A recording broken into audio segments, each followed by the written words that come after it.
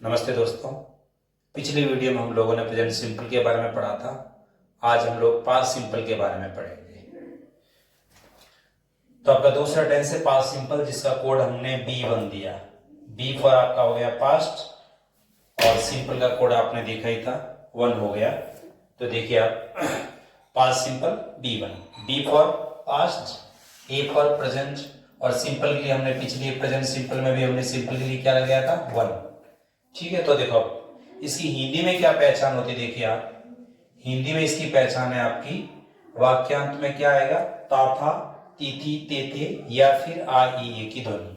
ठीक है, क्रिया के साथ जब किसी सेंटेंस के अंदर ता था, तिथि, तेथे या आ ई ए की ध्वनि आती है तो उस केस में अपना कौन सा टेंस होगा, पास्ट सिंपल टेंस होगा।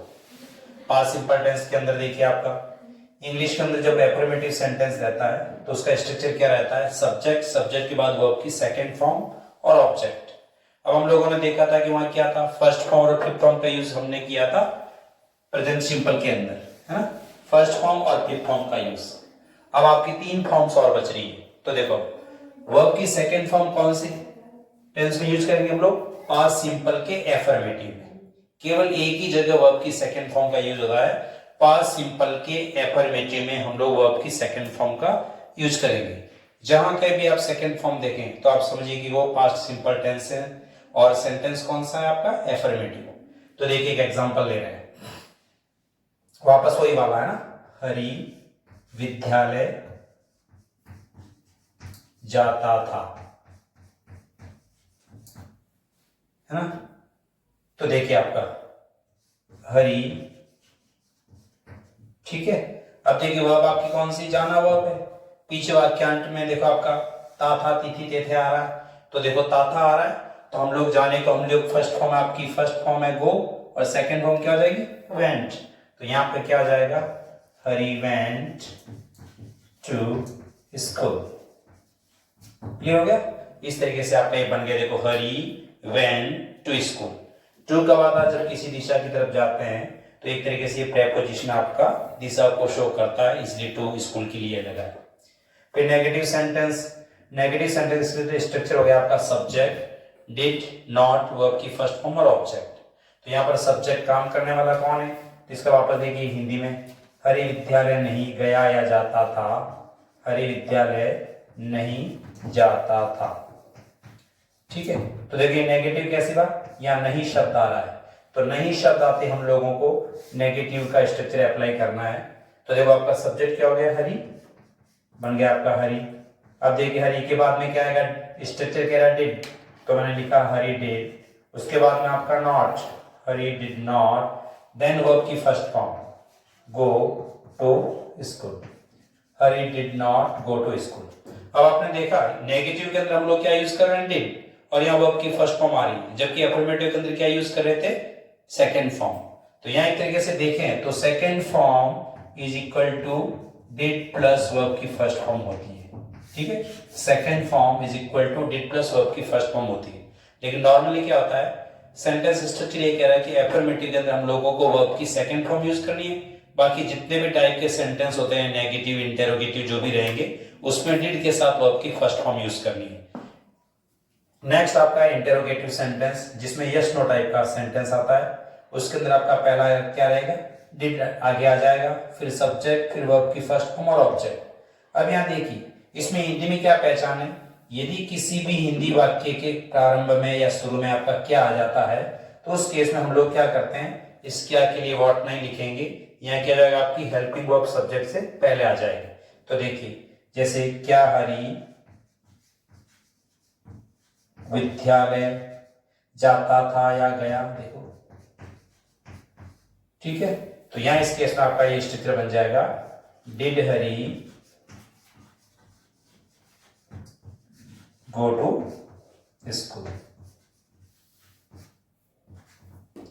ठीक है, नेक्स्ट टाइप का जो सेंटेंस है आपका इंटेरोगेटिव का सेकंड पार्ट, WH टाइप का। अब WH टाइप का देखो कैसे, तो WH टाइप के अंदर आपका स्ट्रक्चर क्या रहेगा, ये ऊपर वाला स्ट्रक्चर yes no टाइप का क्या बिल्कुल वही, उसके आगे सिर्फ और सिर्फ एक चीज ऐड करनी है, वो रहेगा आपका WH word, then WH, then did, subject, verb की फर्स्ट फॉर्म, एंड ऑब्जेक्ट। तो ये आपका क्या बन गया? हरी स्कूल या विद्यालय कब जाता था। तो यहां देखो WH वाला कौन सा हो जाएगा? इसके अंदर देखो ये कब है ना, वो WH वर्ड है, ठीक है। तो हम कब को इंग्लिश में क्या कहेंगे? सबसे पहले व्हेन के बाद अपना स्ट्रक्चर कह रहा है डिड, तो व्हेन डिड, देन आपका सब्जेक्ट कौन है? हरी, तो व्हेन डिड हरी, उसके बाद में आपकी first form go to school, तो when did Hari go to school. Clear हो गया? तो इस तरीके से आपका इंटरोगेटिव का सेंटेंस ये बन गया WH वाला। तो like this we are going to complete this topic means past simple, ठीक है। तो मोस्ट इंपोर्टेंट चीज आपको क्या ध्यान रखनी है? पास्ट सिंपल के एफर्मेटिव में वर्ब की सेकंड फॉर्म लगती है, बाकी सब में फर्स्ट फॉर्म लगती है। और यही कारण है कि मैंने इसको कोड का नाम क्या दिया? B1। तो B मतलब पास्ट और 1 मतलब सिंपल। तो देखो यहाँ 1 का मतलब जितने भी सिंपल सेंटेंस है तो उन सारे सेंटेंस सिंपल सेंटेंस के अंदर वर्ब की फर्स्ट फॉर्म लगा करती है। केवल 2 केस ध्यान में रखने वाले हैं। एक तो प्रेजेंट सिंपल का एफर्मेटिव हो, जहां पर हम लोगों ने पढ़ा था ही, सी, इट, एनी नेम और एनी रिलेशन, उसके साथ साथ कोई भी सिंगुलर सब्जेक्ट है तो उनके साथ वर्ब की फिफ्थ फॉर्म यूज हो जाएगी। बाकी सारे टाइप के सेंटेंस के अंदर वर्ब की फर्स्ट फॉर्म यूज करेंगे, जिसमें आपने देखा होगा डोडेज के साथ भी फर्स्ट फॉर्म यूज होती है और यहाँ पर डिड के साथ वर्ब की फर्स्ट फॉर्म यूज होगी, है ना। तो प्रेजेंट सिंपल और पास्ट सिंपल में सिर्फ एफर्मेटिव को छोड़ते हैं तो सब के अंदर क्या वर्ब की फर्स्ट फॉर्म यूज होगी। क्लियर? चलिए देखो,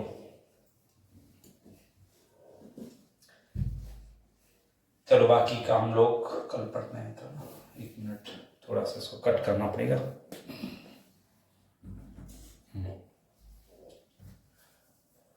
चलो दोस्तों, जो भी पढ़ा हूं निश्चित तौर पर मैं अपेक्षा रखूंगा कि आप लोग इसको शेयर करेंगे। इसके ऊपर जो भी कमेंट रहेगा आप निश्चित कीजिए, मैं सुधार करने की कोशिश करूंगा। और सेकंड थिंग, इसको आप सब्सक्राइब भी करें। Thank you. और अगला जो रहेगा फ्यूचर सिंपल टेंस वो हम लोग कल पढ़ेंगे। और ये थोड़ा कट करना पड़ेगा। चलिए, तो इस तरीके से हम लोगों का पास्ट सिंपल टेंस यही खत्म होता है और इसकी बाकी की जो टाइम एडवर्ब्स रहती है वो हम लोग अगली वीडियो में भी करेंगे। ठीक है दोस्तों, तो अगली वीडियो के लिए आप लोगों से मैं अपेक्षा करूंगी आप लोग सब सब्सक्राइब करें, शेयर करें, कमेंट करें। Thank you.